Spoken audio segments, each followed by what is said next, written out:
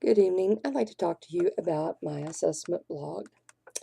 Online learning has developed significantly over the past decade.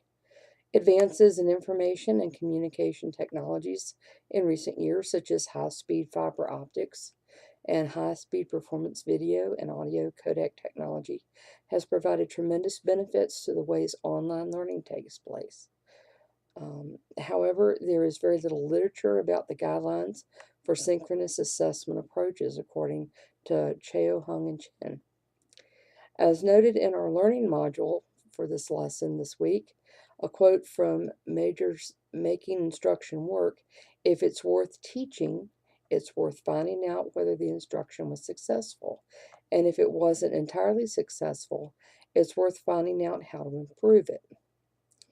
So the first challenge really is getting the instructor to reassess their idea of the classroom.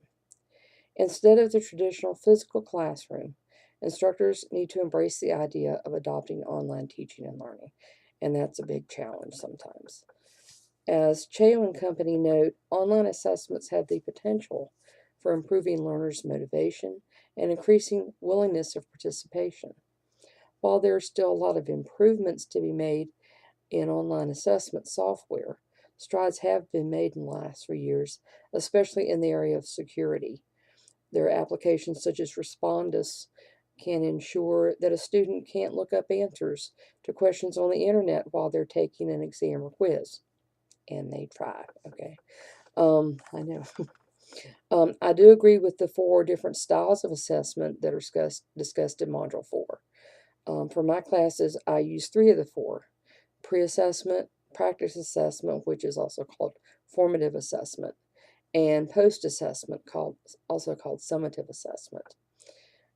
I also, if a student has passed 95% of their formative assessments, they are exempt from the post-assessment. All the assessments are congruent with the student's learning objective for their course.